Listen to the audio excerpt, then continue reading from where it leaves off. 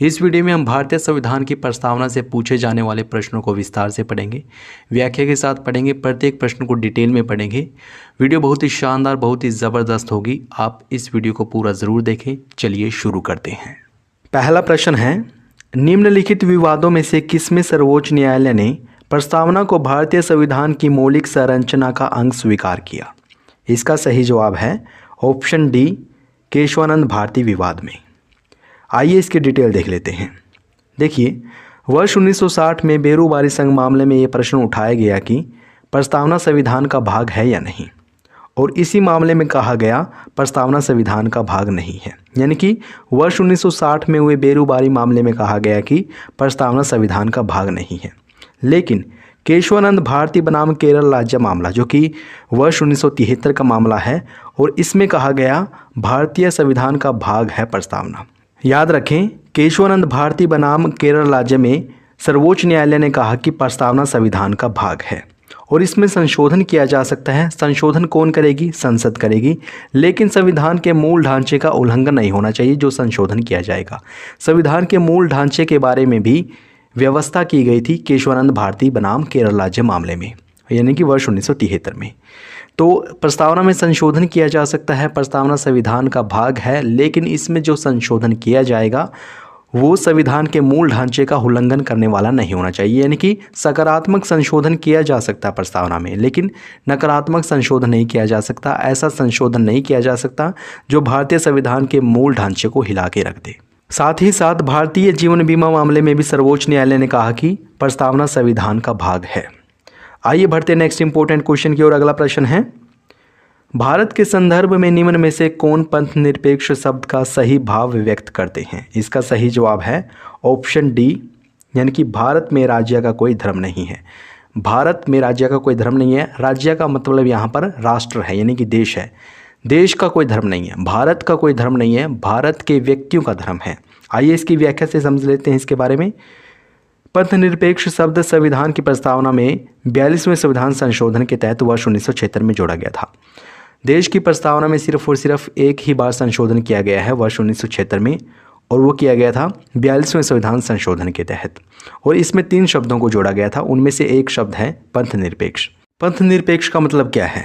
पंथ निरपेक्ष का मतलब है किसी धर्म विशेष को राज्य धर्म के रूप में मान्यता नहीं देता, बल्कि वह सभी धर्मों को तटस्थ भाव से समान संरक्षण प्रदान करता है। यानी कि देश का कोई धर्म नहीं होगा। देश किसी विशेष धर्म को अपना धर्म नहीं बताएगा, बल्कि जितने भी धर्म हैं उस देश में सबका समान रूप से संरक्षण करेगा, सबको समान रूप से सम्मान देगा। ये मतलब होता है पंथ निरपेक्ष का। पंथ निरपेक्ष राज्य में धर्म व्यक्तिगत विषय माना जाता है। बिल्कुल, धर्म व्यक्तिगत विषय है। ये व्यक्ति पर आधारित है कि वो कौन से धर्म की बात मानेगा, यानी कि कौन से धर्म के अनुरूप चलेगा। ये व्यक्ति पर डिपेंड करता है। राष्ट्र का अर्थात देश का कोई धर्म नहीं है, देश के व्यक्तियों का धर्म है। नेक्स्ट इंपॉर्टेंट क्वेश्चन की ओर बढ़ते हैं। अगला प्रश्न है, निम्नलिखित शब्दों में से कौन सा शब्द सन 1975 में भारतीय संविधान की प्रस्तावना में सम्मिलित नहीं था? इसका सही जवाब है ऑप्शन डी, अखंडता। यानी कि बंधुत्व, संप्रभुता, समानता, ये तीनों के तीनों शब्द वर्ष 1975 में भारतीय संविधान की प्रस्तावना में थे। अखंडता नहीं था। यानी कि अखंडता को एक संविधान संशोधन के माध्यम से जोड़ा होगा, और वो कौन सा संविधान संशोधन है जिसके तहत अखंडता को जोड़ा गया है? वो है 42वां संविधान संशोधन। मैंने पीछे भी बताया है, प्रस्तावना में सिर्फ और सिर्फ एक ही बार संशोधन किया गया था, 42वें संविधान संशोधन अधिनियम 1976 के तहत, और इसके तहत प्रस्तावना में 3 शब्द जोड़े गए थे जो कि मोस्ट इंपॉर्टेंट है, एग्जाम में पूछे जाते हैं। और वो 3 शब्द हैं समाजवादी, पंथ निरपेक्ष और अखंडता। ठीक है ना। साथ ही साथ 2 अध्याय भी जोड़े गए थे, 4 का और 14 का। 9 नए अनुच्छेद जोड़े गए थे इस संविधान संशोधन के तहत। 52 अनुच्छेदों में संशोधन किया गया था 42वें संविधान संशोधन के तहत। इतना कुछ किया गया था, इसलिए 42वें संविधान संशोधन को लघु संविधान भी कहा जाता है। कई बार एग्जाम में पूछा गया कि लघु संविधान किस संविधान संशोधन को कहा जाता है? तो याद रखें, 42वें संविधान संशोधन अधिनियम 1976 को लघु संविधान के नाम से भी जाना जाता है।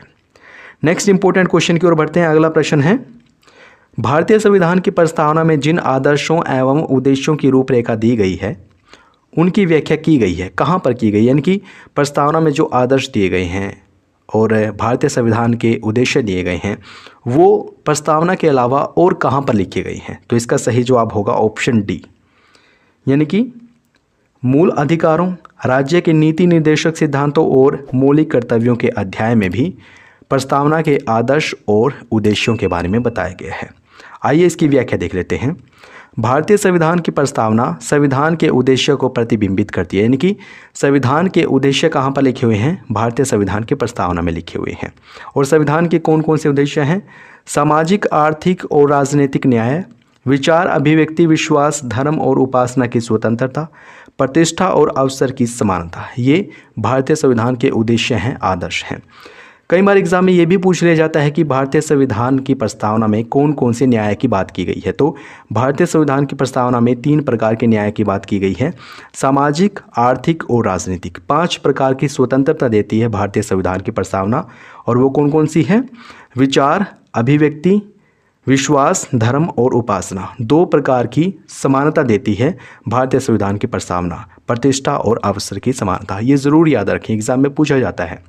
क्वेश्चन इस प्रकार से बनेगा कि भारतीय संविधान की प्रस्तावना में कितने प्रकार के न्याय की व्यवस्था की गई है? 3 प्रकार के न्याय। या फिर पूछ लिया जाएगा कि कितने प्रकार की स्वतंत्रता की व्यवस्था की गई है, समानता की व्यवस्था किस प्रकार से की गई है। ऐसे प्रश्न पूछे जाते हैं, तो आपको इनके बारे में पता होना चाहिए। इससे अच्छा यही है कि आप जो भारतीय संविधान की प्रस्तावना है उसको पूरा का पूरा याद कर लीजिए। वहाँ से एग्ज़ाम में भर भर के प्रश्न पूछे जाते हैं। अगर आपने प्रस्तावना को एक बार अच्छे से याद कर लिया तो चाहे जैसे मर्जी प्रश्न पूछे जाएं, आप उसका सही जवाब जरूर दे पाएंगे। आइए आगे बढ़ते हैं। प्रस्तावना में जिन आदर्शों एवं उद्देश्यों की रूपरेखा दी गई है उनकी व्यवस्था संविधान में मूल अधिकारों, राज्य के नीति निर्देशक सिद्धांतों और मौलिक कर्तव्यों संबंधी अध्याय में भी की गई है। इसके बारे में हम जान चुके हैं। मूल अधिकारों का उल्लेख किस भाग में किया गया है? भाग 3 में किया गया है। और राज्य के नीति निर्देशक सिद्धांतों के बारे में भाग 4 में बताया गया है। मौलिक अधिकारों को 42वें संविधान संशोधन के तहत जोड़ा गया था और इनका उल्लेख भाग 4 क में किया गया है। आइए बढ़ते हैं नेक्स्ट इंपॉर्टेंट क्वेश्चन की ओर। अगला प्रश्न है, हम भारत के लोग शब्दों का प्रयोग संविधान में कहाँ किया गया है? काफ़ी अच्छा प्रश्न है ये भी, और इसका सही जवाब है ऑप्शन डी, संविधान की प्रस्तावना में। संविधान की प्रस्तावना की शुरुआत ही ऐसी होती है, हम भारत के लोग। ठीक है ना। आइए इसकी व्याख्या देख लेते हैं। भारतीय संविधान की प्रस्तावना की शुरुआत होती है हम भारत के लोग शब्दों से। इसका मतलब क्या है? इसका मतलब ये है कि जो भारतीय संविधान का मूल स्रोत है वो भारत की जनता है, और वहीं से भारतीय संविधान को शक्ति मिली है, यानी कि वही समस्त शक्तियों का केंद्र बिंदु है और वह किसी बाह्य सत्ता के अधीन नहीं है। याद रखें, भारतीय संविधान को शक्ति कहाँ से मिली है, या फिर भारतीय संविधान का मूल स्रोत क्या है? भारत की जनता है। और ये बात इस लाइन से स्पष्ट होती है, हम भारत के लोग, इस लाइन से। ठीक है ना। आइए बढ़ते हैं नेक्स्ट इंपॉर्टेंट क्वेश्चन की ओर। अगला प्रश्न है, भारतीय संविधान की 26 जनवरी 1950 को संवैधानिक वस्तु स्थिति क्या थी जब संविधान लागू किया गया था? आप सभी जानते हैं 26 जनवरी 1950 को भारतीय संविधान लागू किया गया था, लेकिन 26 नवंबर 1949 को जब भारतीय संविधान बनकर तैयार हुआ था तो कुछ अनुच्छेद अप्लाई कर दिए गए थे 26 नवंबर 1949 को ही, लेकिन संपूर्ण तरीके से भारतीय संविधान लागू किया गया था 26 जनवरी 1950 को। ठीक है ना। उस समय भारत किस प्रकार का गणराज्य था, ये हमसे पूछा गया है। तो इसका सही जवाब होगा ऑप्शन सी। ऑप्शन सी सही है, यानी कि संपूर्ण प्रभुत्व संपन्न लोकतंत्रात्मक गणराज्य था भारत। 26 जनवरी 1950 को भारतीय गणतंत्र की संवैधानिक वस्तुस्थिति भारतीय संविधान की उद्देशिका के अनुसार, यानी कि प्रियम्बल के अनुसार क्या थी? संपूर्ण प्रभुत्व संपन्न लोकतंत्रात्मक गणराज्य था भारत 26 जनवरी 1950 को, अकॉर्डिंग टू प्रियम्बल। ठीक है। नेक्स्ट इंपॉर्टेंट क्वेश्चन है, भारतीय संघवाद को सहकारी संघवाद किसने कहा था? इसका सही जवाब है ऑप्शन ए, जी ऑस्टिन ने। आइए इसकी व्याख्या देख लेते हैं। जी ऑस्टिन एक अमेरिकी इतिहासकार थे और इन्होंने भारतीय संघवाद को सहकारी संघवाद कहा था। संघवाद का मतलब आप समझते होंगे, जहां पर राज्य सरकार और केंद्र सरकार दोनों के पास अपनी अपनी शक्तियां होती हैं, उसको बोला जाता है संघवाद। हमारे यहाँ पर केंद्र सरकार भी है और राज्य सरकार भी है, और दोनों की अपनी अपनी शक्तियाँ, यानी कि भारत एक संघवाद राष्ट्र भी है।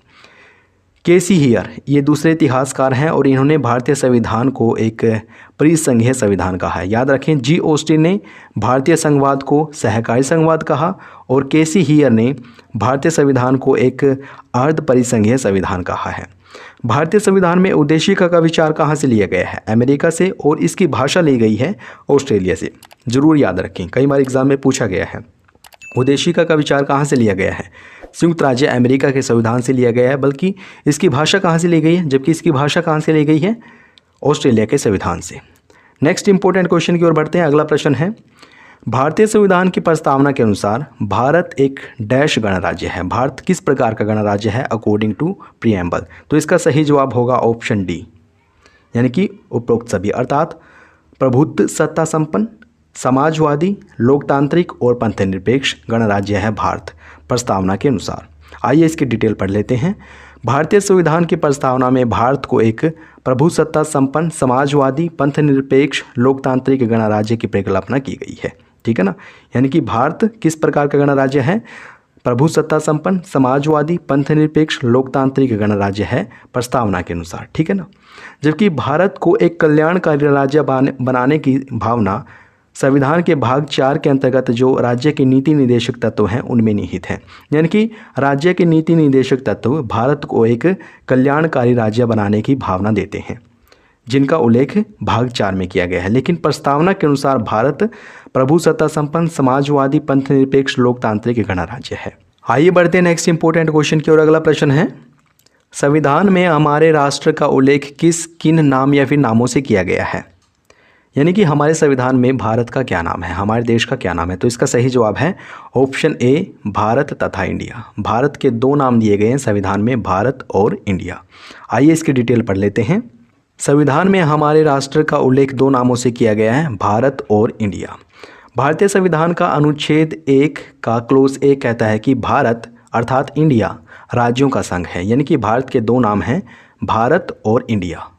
ठीक है, नेक्स्ट इंपॉर्टेंट क्वेश्चन है, भारतीय संविधान की उद्देशिका में निहित संपूर्ण प्रभुत्व संपन्न, लोकतांत्रिक गणराज्य, पंथनिरपेक्ष और समाजवादी आदि शब्दों का सही क्रम क्या है? तो इस प्रकार के प्रश्न भी पूछ लिए जाते हैं जो कि काफ़ी डिफ़िकल्ट लगते हैं, और आप ऐसे प्रश्नों का जवाब तभी दे पाएंगे जब आपको प्रस्तावना याद हो। इसलिए मैं कह रहा हूँ आप प्रस्तावना को अच्छे से रट लीजिएगा, ताकि यहाँ से जो भी प्रश्न पूछा जाए, तोड़ मरोड़ के कुछ भी पूछ सकते हैं वो, आप उसका सही जवाब जरूर दे देंगे अगर आपने प्रस्तावना को अच्छे से याद कर लिया। तो इसका सही जवाब है जो वो है ऑप्शन बी, यानी कि संपूर्ण प्रभुत्व संपन्न, समाजवादी, पंथनिरपेक्ष, लोकतंत्रात्मक गणराज्य। इस प्रकार से इन शब्दों का क्रम है। आइए इसकी व्याख्या देख लेते हैं। संविधान की उद्देशिका में निहित विभिन्न शब्दों का सही क्रम इस प्रकार से है, संपूर्ण प्रभुत्व संपन्न, समाजवादी, पंथनिरपेक्ष, लोकतंत्रात्मक गणराज्य, न्याय, स्वतंत्रता, समता, व्यक्ति की गरिमा, राष्ट्र की अखंडता तथा बंधुता। इन कर्मों को आप ज़रूर याद रखें। तो दोस्तों ये थे प्रस्तावना से संबंधित कुछ मोस्ट इंपॉर्टेंट क्वेश्चन और उनकी व्याख्या। हमने डिटेल में पढ़े हैं ये सभी के सभी प्रश्न, और यहाँ से एग्ज़ाम में ढेर सारे प्रश्न पूछे जाते हैं, कई बार पूछे गए हैं प्रश्न। तो आप इस वीडियो को एग्ज़ाम से पहले ज़रूर देखें, यहाँ से प्रश्न ज़रूर पूछा जाएगा आपके एग्ज़ाम में भी। और आपको ये वीडियो कैसी लगी है प्लीज़ हमें कमेंट करके ज़रूर बताएं। अगर आपको ये वीडियो अच्छी लगी है तो अपने दोस्तों के साथ शेयर ज़रूर करें, लाइक भी कर दीजिएगा, और अगर आपने चैनल को सब्सक्राइब नहीं किया है प्लीज़ अभी सब्सक्राइब करें। ये वीडियो देखने के लिए आपका बहुत बहुत धन्यवाद।